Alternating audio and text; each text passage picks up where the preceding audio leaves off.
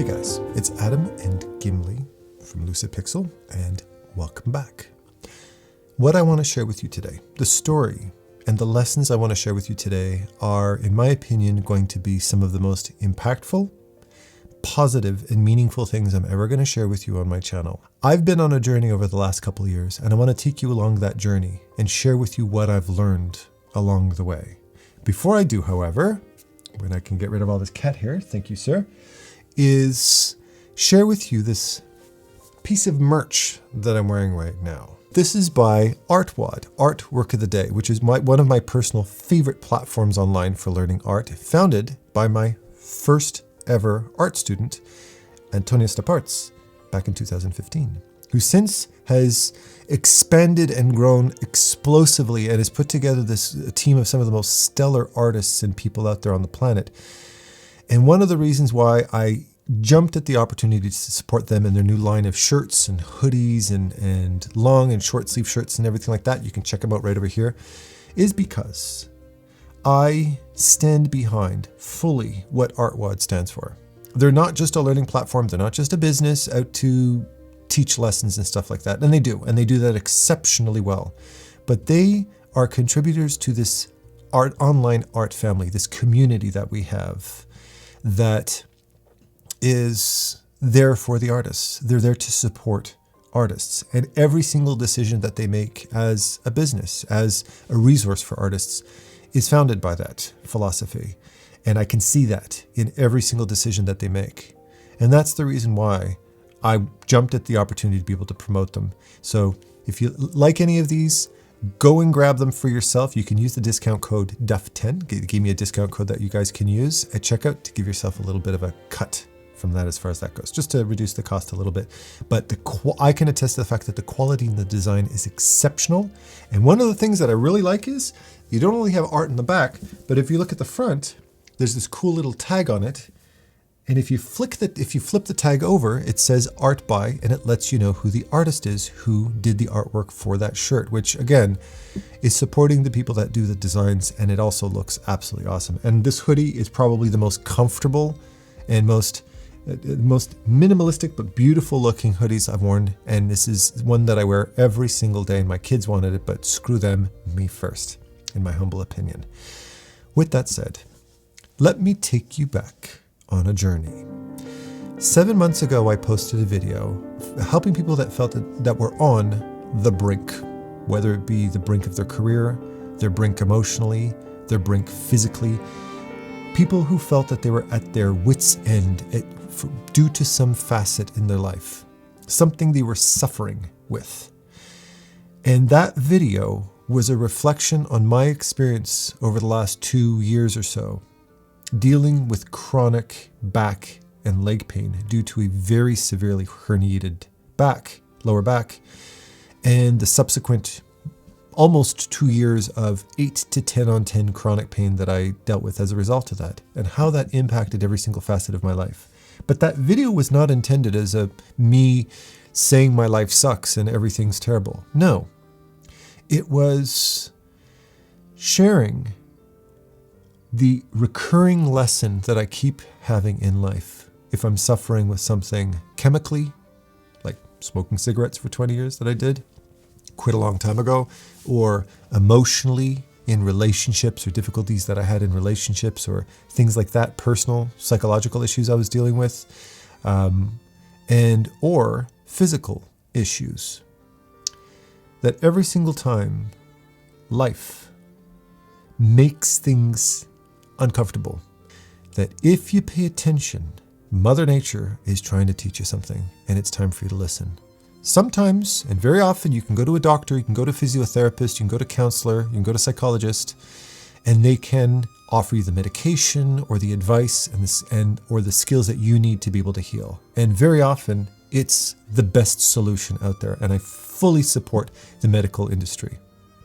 However, often it's not. And in my particular case, when it came to my lumbar spine, taking into account how much effort and thought and study that I put into understanding what my condition was and how to help myself, I had seen dozens of physiotherapists. I watched hundreds of videos and doctors and MRIs that only made it worse. And I remember at the worst of it, I remember going to a physiotherapist's office in really bad shape and barely being able to sit, barely being able to stand, barely being able to lie down. And this had already at this point been well over a year of pain. Walking into that physiotherapist's office, and this very skilled physiotherapist did his best in an hour to try to assess what the problem was and offer me some advice on how to fix it. That was very counterintuitive to what I thought would help, because it was the kind of typical advice that most physiotherapists would give you. And I walked out of that physiotherapist's office a 12 on 10 pain. I walked in with an 8, I walked out with a 12. So bad that it took me almost 30 minutes to get to my car. That's normally a 1-minute walk.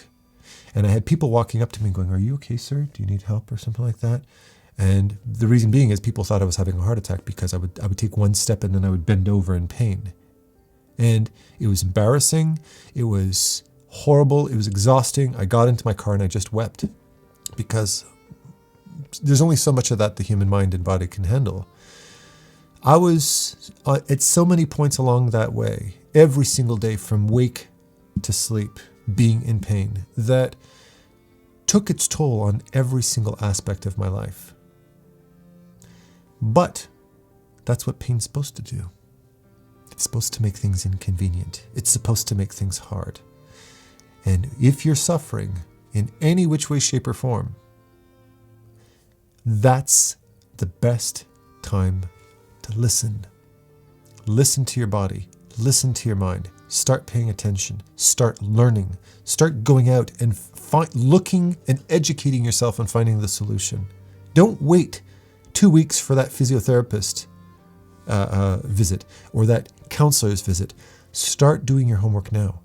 There are so many resources out there that are completely free that you can go and check out for yourself. And watching hundreds and hundreds of videos, I can say 99% of them offered me the same generic advice that didn't make any difference. But then I made a couple of gems of discovery. Gems that I was so excited about, like Dr. Charlie Johnson, the physiotherapist on YouTube, who I ended up doing a podcast with, just to say thank you for him helping to pull me out of that burning building of pain by finally giving me that advice that everybody needs to hear. If it hurts, stop. Your body's talking to you. We concentrate on that one pain point in our life, that one spot, taking for granted every single thing else in our body that works perfectly fine. But we focus on fixing that one thing and working that thing. And he goes, stop it. If it's burning, stop feeding fuel to the fire. Focus on other parts of your body. And it pulled me out of that burning building for the first time in a very long time. And for the first time, I started to feel a sense of hope. Fast forward, months later, I'm recovering slowly but surely. And then I make another massive discovery. El Paso Manual Physical Therapy, where I hear this one little trigger of advice talking about glute activation versus glute strength and parts of the body that are creating tension and other parts of the body that are creating relaxation, things that you need to strengthen, things you need to loosen, things you need to focus on, things you need to not focus on to help to stabilize that core. And I made a whole video about it that you can check out right over here as well. Just a couple of weeks ago, actually. And that started to put me into a position where now I'm starting to actively prevent future injuries and understand what I'm doing and what I've been doing for decades, because I've been herniating my back for decades. That was, for the first time in my life, giving me a sense of stability I never had in my life before. And slowly but surely I got better and better. And my pain was down to around 90 to 95% gone. I was doing extremely, extremely well. And then something else happened. Another inconvenience, another discomfort happened. My family was out on vacation for 2 weeks, and they'd only been gone for around 3 days. And my car dies, which was not totally a surprise. It was just really inconvenient time, because my car dying meant I had no car at all, and my family's not home, so I have no other car I can access at this particular point.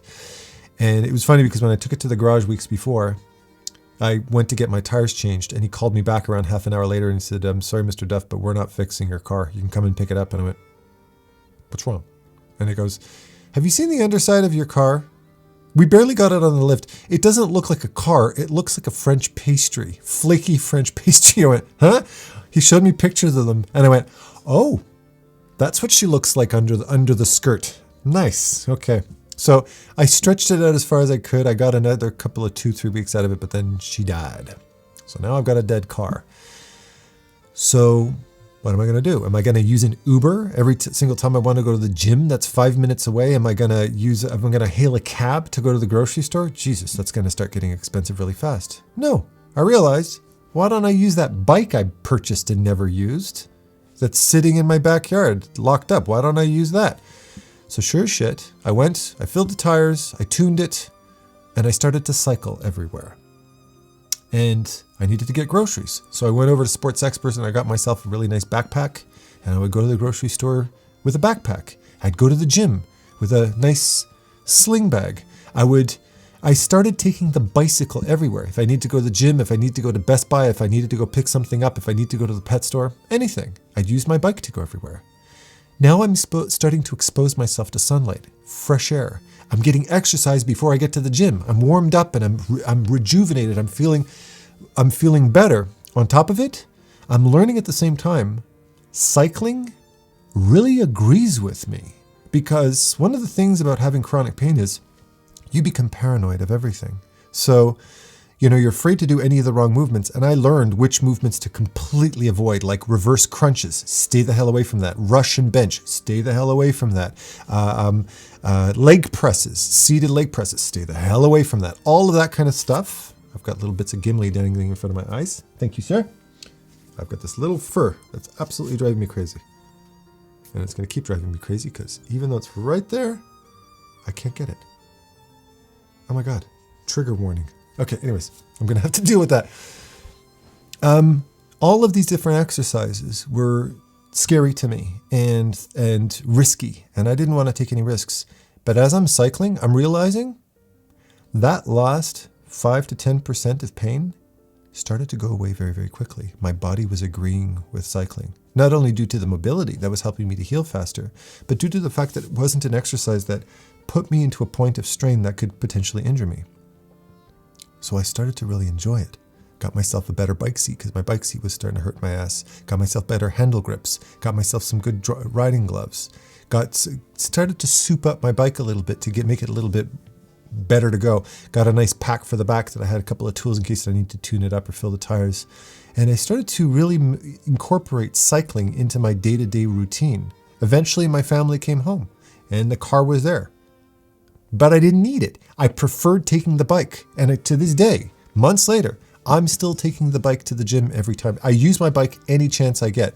Now winter's coming, so I won't be able to do it. But weather permitting, I'm on my bicycle. And I absolutely love it.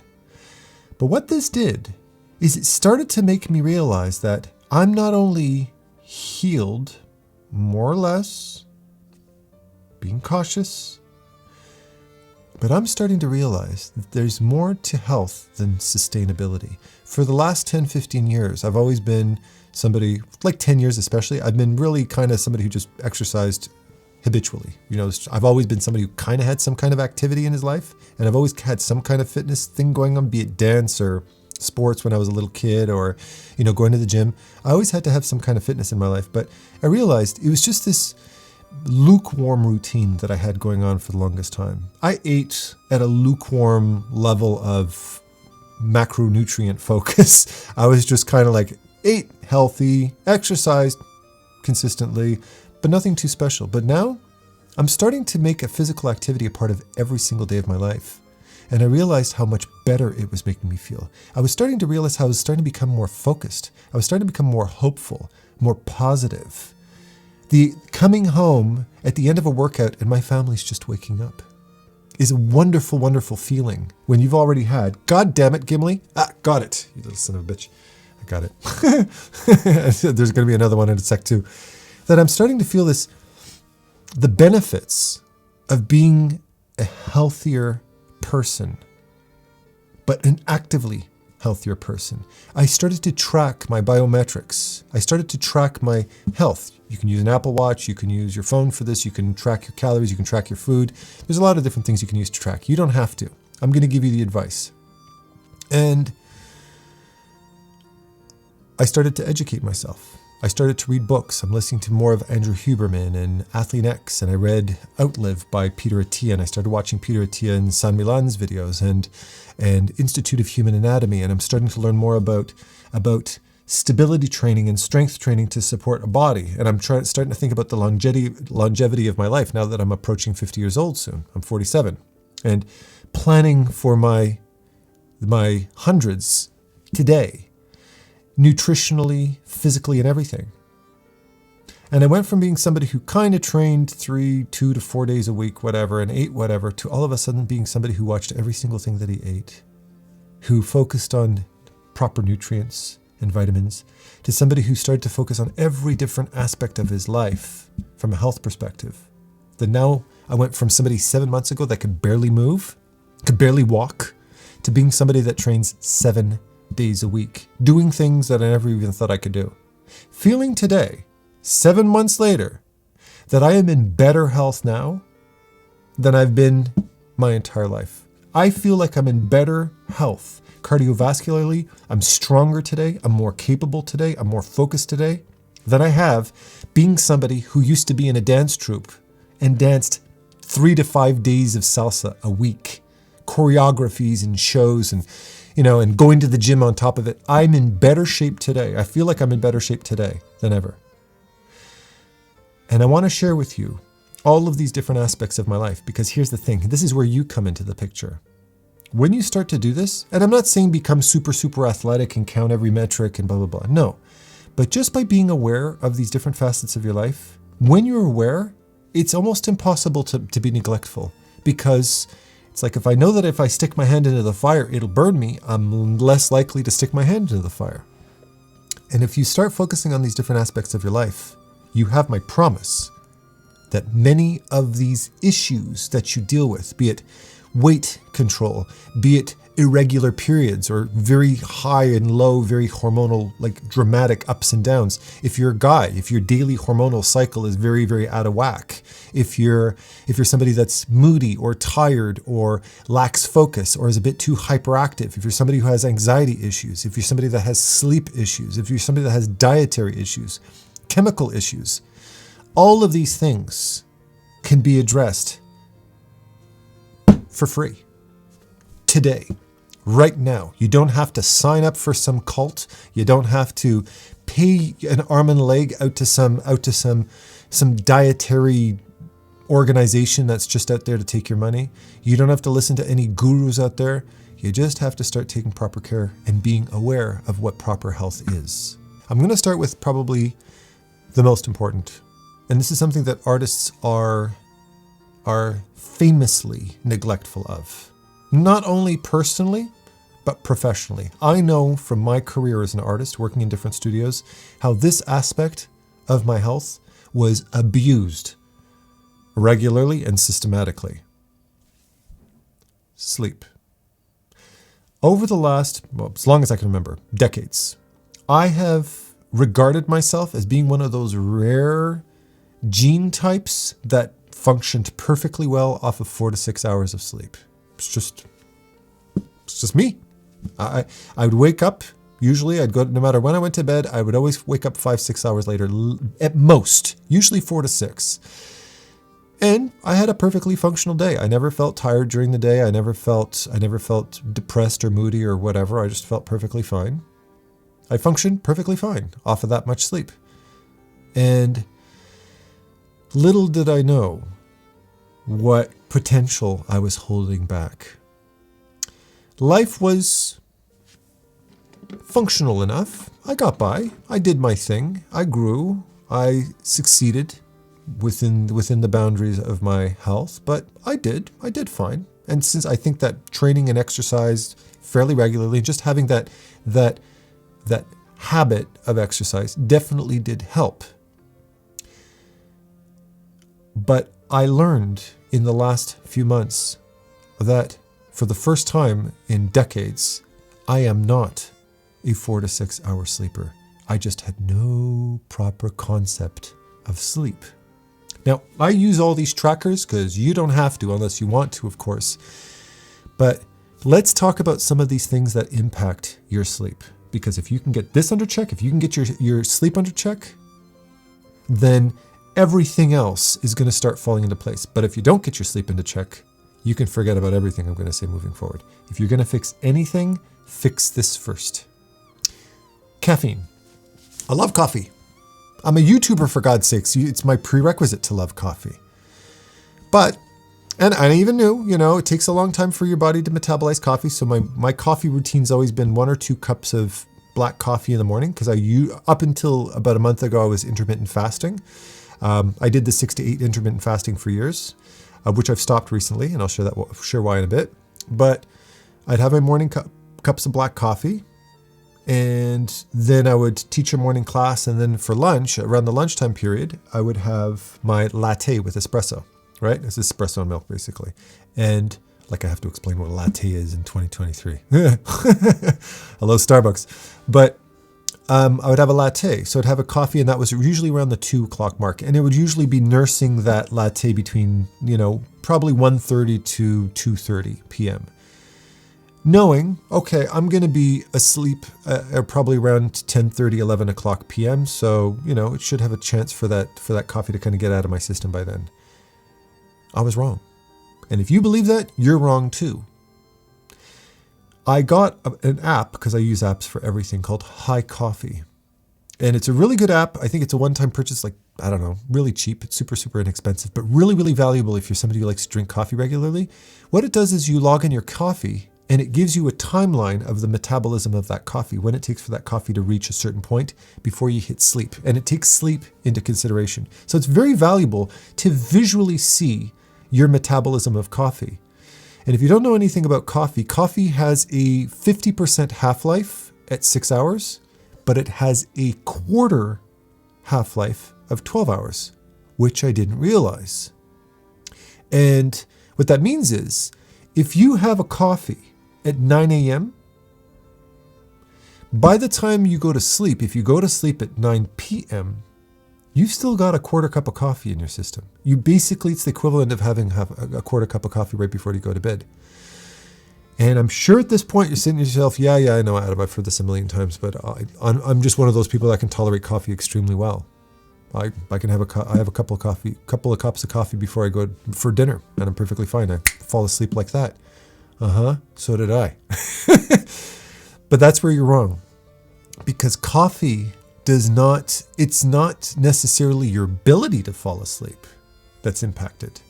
It's the quality of your sleep that's impacted. And I got insight to this because I have health trackers that I wear 24 hours a day.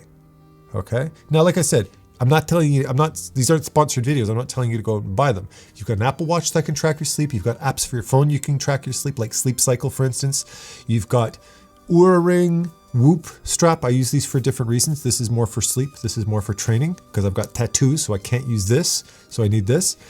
But they track your biometrics. They track everything: your heart rate variability, your heart rate, your body temperature, your respiratory rate, your sleep quality. If you want sleep quality, I recommend Oura first. It's a bit more accurate in my opinion. But all of these different very important biometrics are being tracked 24 hours a day. And the insights is what I want to share with you.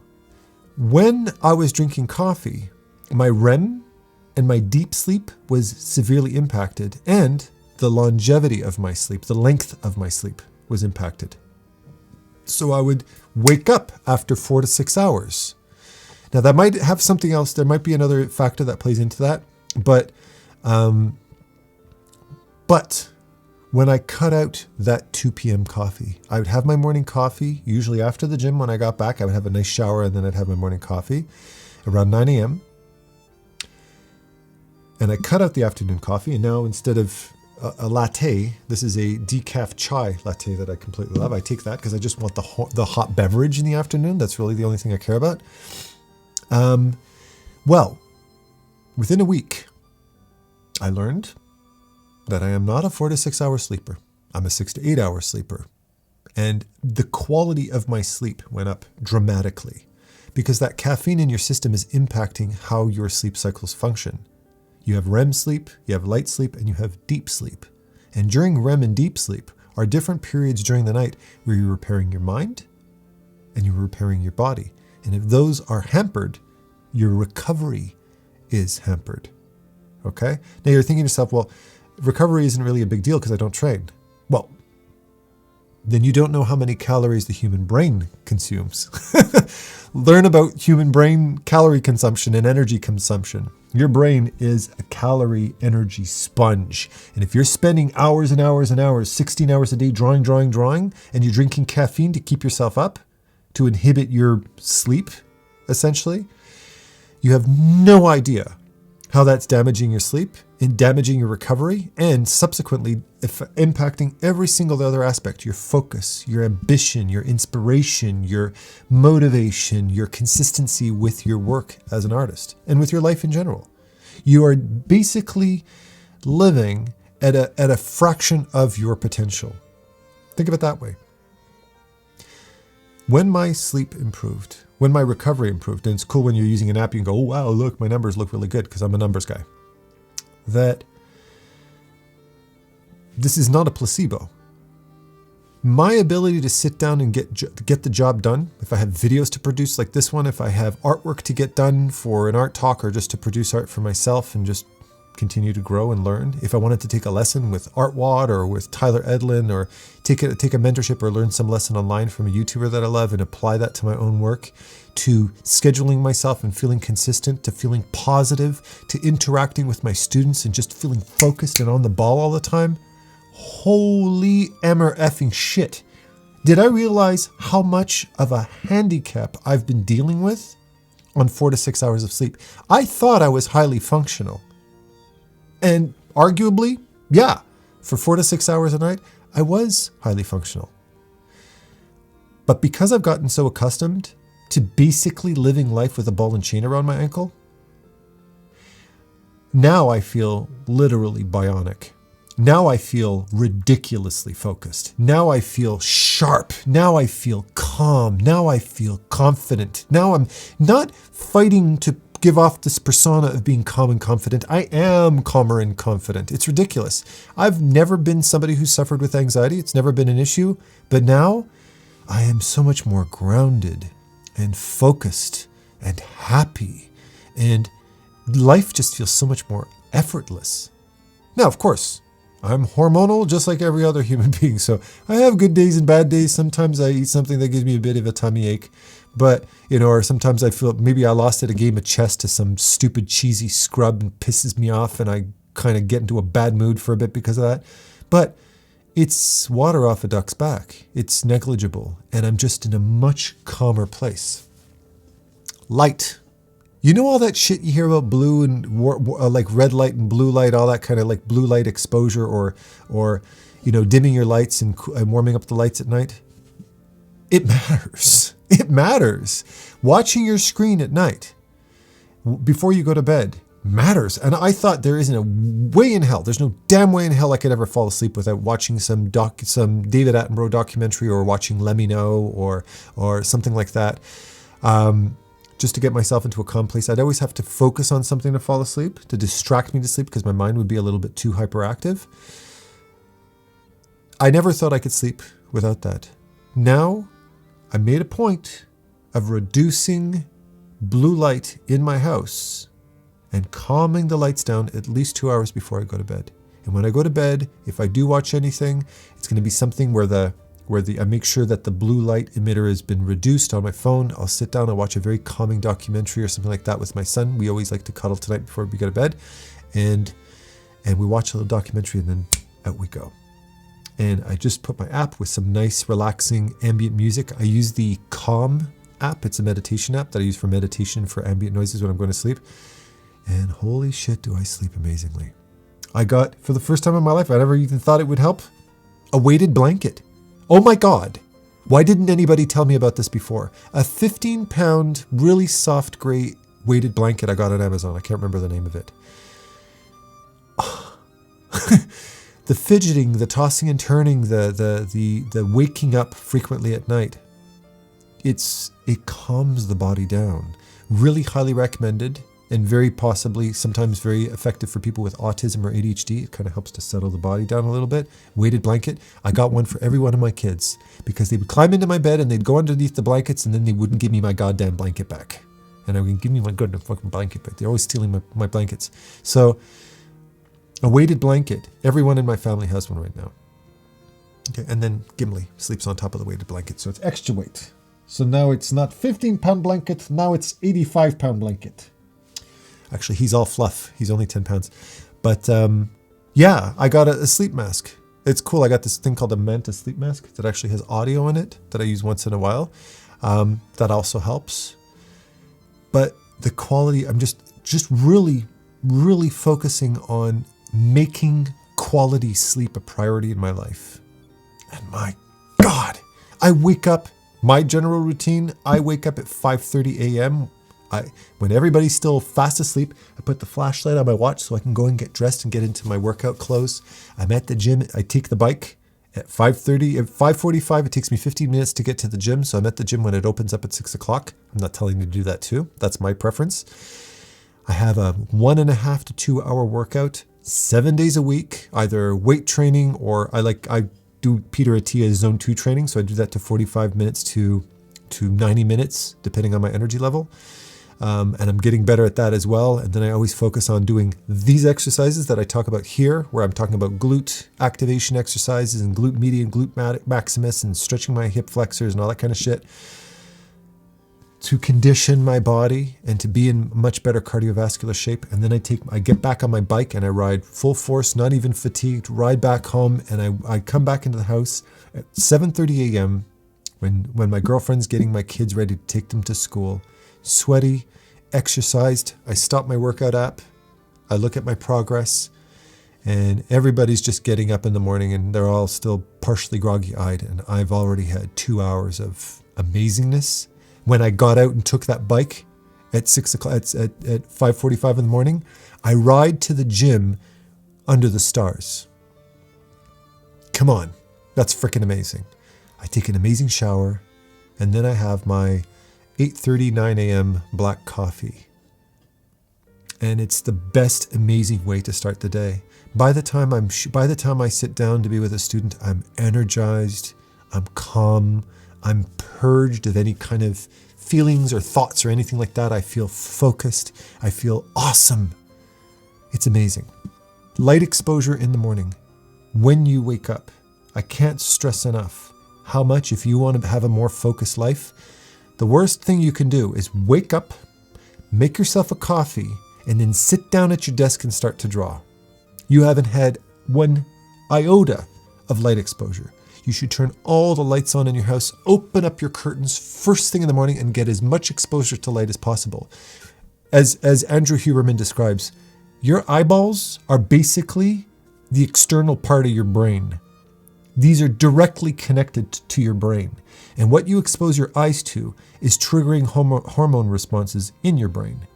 So exposing yourself to a lot of blue light in the morning, aka sunlight, because the bluer the light gets, the higher temperature it is, the more intense that light is.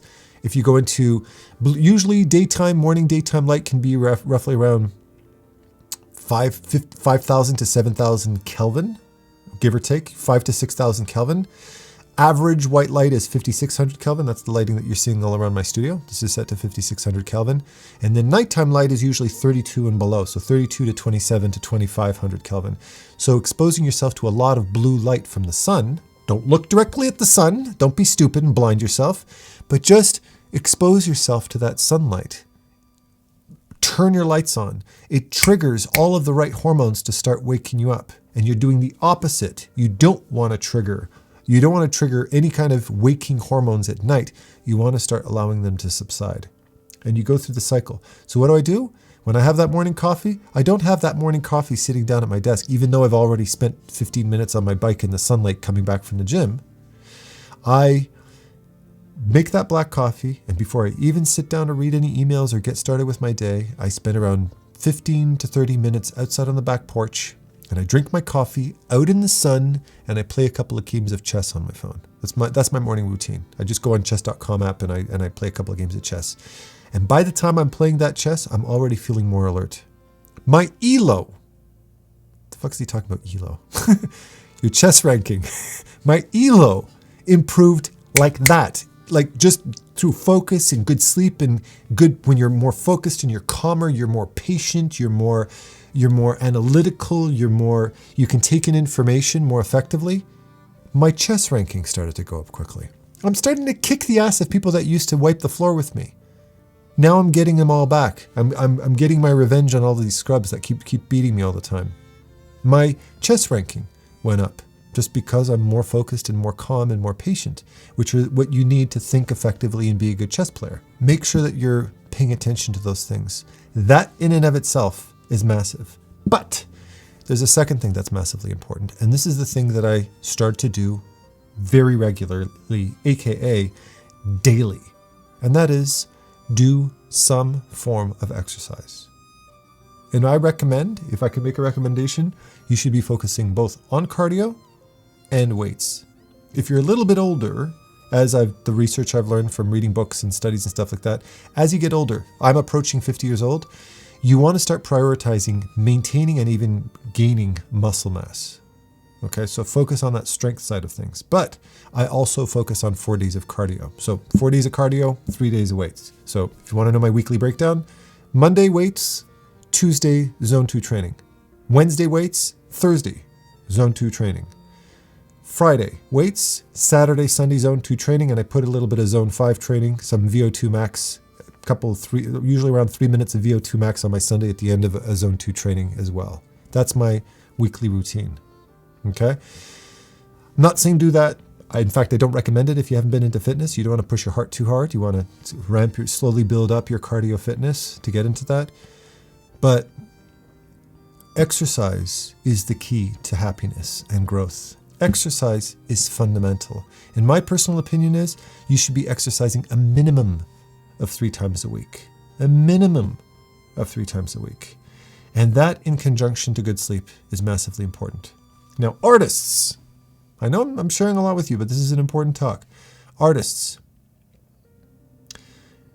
one of the things that these trackers have made me aware of, and that lesson I want to pass down to you is strain versus recovery. That's what these different apps call it. They'll call it activity versus readiness or strain versus recovery. There's a balance to life. As much as you put in, you need to take out. As much as you push yourself, you also need to recover. So this is where, of course, sleep, good quality sleep become very, very important. The more you push yourself, the more you need to calm down and bring yourself back down. Things like the breathing app on the Apple Watch that I thought was the gimmickiest, dumbest thing I ever heard. Yeah, okay, sitting down and breathing for a minute's going to make a difference. It does if you track heart rate variability, which I do every single day. Oh yeah, when I wake up, before I jump on my bike, I always check my heart rate variability. I've got a chest strap, and I always do a little reading in the dark when the house is still quiet and my system's still very slow. I check that as well. Basically the gauge of your physical health as far as that goes, which is improving dramatically as well. When you push yourself, when you're straining yourself, you also have to learn how to recover properly. And if you're working, again, these long, long hours, you're sitting on your ass, you're putting a lot of strain on your shoulder and your neck and your back, you're not getting any kind of activity, and then you go to bed and you're not sleeping properly because you're drinking too much goddamn caffeine and you're eating carbs just to keep your energy up. All of those systems are going completely out of whack. Basically, by drawing every day, you're putting an incredible mental strain on your body, but you're not recovering from that strain because your sleep sucks ass. And because you're not doing you're not meditating, you're not breathing, you're not doing anything like that. You're not exposing yourself to sunlight. And then you turn to a doctor and you say, man, I've got serious anxiety issues. Man, I'm really, really down all the time. I'm feeling really, really depressed. I'm not saying that the cure to depression is exercise, but I'm not saying it's not either. Just saying, right? I don't want to be ignorant to the realities of depression and anxiety. I know these are very serious issues which I've had in my life and issues which I have close ones to me that deal with as well. It's not a joke. But a lot of this anxiety, a lot of this younger generation that sit and doom scroll every single day and eat all this kind of bullshit every day and try to live up to this whole, crush it culture of like, you snooze, you lose. While you're resting and eating your Doritos, somebody else is beating you to the finish line. Fuck that noise. No. You exercise, you train, you take good care of yourself, and you recover properly. I meditate 30 minutes every single day. My personal favorite app is Calm, but there's a lot of other good apps out there. So you pick your own. You do you, right? But breathing, taking a moment, taking pause every night, before I go to bed, 30 minutes before I hit the sack, I sit down with my little boy Gimli and I journal. Every day I journal. And it's a way of just, sorry, Pumpkin, I didn't mean to startle you. Forgive me, my butchka. Every day I journal. Now I'm going to flip through it fast, but you can see this is full journals. Every single day, at least one page of journaling. I dedicate myself to that every single day. It winds me down. It helps me focus. It helps me recover my thoughts. It helps me to take everything that I've dealt with during the day. Anything. It doesn't matter. It's my journal. I can write about my pinky toe if I want to. It goes into that book. I close it, and that's my end of the day. And if you want to indulge and make that process a little bit more personalized and enjoyable, get some nice paper and some nice fountain pens with your favorite color ink and do it as well. My personal favorite is the Rhodia books, soft cover Rhodia books with the Clairefontaine paper. And my favorite pens are Pilots. I love Pilot fountain pens, like the Metal Falcon or the Custom 932, pens like that. Okay. Recovery. What you put in is what you need to take out. The last job that I had working at a studio, I talked about this before I launched my mentorship back in 2015, was working in a studio that if my job wasn't done after 18 hours of work, well, sit down and keep working until it's fucking done. And I was sleeping 4 to 6 hours, not because I only could sleep 4 to 6 hours, because that's all the sleep I was allowed to have. Because I would get home, I would have a quick meal very late at night, I would crash, I would fall asleep. 4 to 6 hours later, I'd wake up and I'd have to go straight back to work. And I'd spent my entire day sitting at that desk, working. And I would eat a 30-minute lunch sitting at my desk. I never went out. The only reason I'd go out was to smoke a cigarette. That's it. And I did this month after month after month after month, and it was destroying my health, and I could feel it. And when I decided, that story I've told in my art talks in the past, when I decided to get up and tell my boss I'm going home, the lights are out, you and me are the only ones left, and I've been doing this for months, he turns to me and he says, "You sure you want to do that, Adam?" And I looked at him and I said, "Yes, that's what I want to do." And I got fired the next day. Good riddance to bad rubbish, because when I got sacked the next day, I was the most positive and well-behaved sacked artist out there. I was like, "You're the best boss ever. Take care of this guy. It's an amazing company. I know it didn't work out. I love you, but I'll leave you." And I shook their hand and I walked away, and I drove home, back from Ottawa, back to Montreal, elated that it was all over. And I'll never fucking go back to that as long as I live. You know how many people I know that work in these studios, this culture of, night, graveyard shift bullshit, split shifts, working days and nights on weeks. No. Student culture. My daughter, she was in college. It's the first time in my life the most upbeat, positive, loving, wonderful, warm, charismatic, charming, lively people I've ever known was so dark during those last couple of years at college studying illustration, because she would be forced to have to try to, and I'm sure many students studying today can attest to this, she was trying to fit 24 hours worth of work into 8, because that's what they were asking of her. "But we care about your health, and if there's any problems, don't forget to meet us don't forget to talk to the administration and we'll schedule a counselor." No, fuck you, fix your curriculum, you shit school. Sorry, I get very triggered by that. But taking somebody in peak health and destroying all of these students' health for the sake of pushing them to grow and learn is shit, because they're all working at 1/3 their capacity. What quality education are they going to get from that? None. They're basically just trying to crawl across the finish line when they could be bolting across the finish line first place. because they're stupid and they don't know any better. And companies are stupid and they don't know any better either. But you do. And you have control over that. And one of the things that working in the industry for many years has taught me is you got to set your own boundaries, because they won't. They'll just walk all over you. And when you're dead and you burn out and you're in the gutters and you lose your job because you have to leave because of medical leave, and you have to live off of medication for the next God knows how long just to recover from all this bullshit. Within 15 minutes, that seat that you so loyally held and protected for years is replaced with somebody else. And they're going to do the same thing to the next dumb fucker who takes your spot, because that's the way those types of companies work. But you know better, because you're not going to put yourself through what I did. But chances are, if you're nodding your head right now, you probably have. Nutrition. I have a very big problem with diet and exercise. No, it's not diet and exercise. It's a healthy lifestyle. I don't believe in dieting. I believe in nutrition.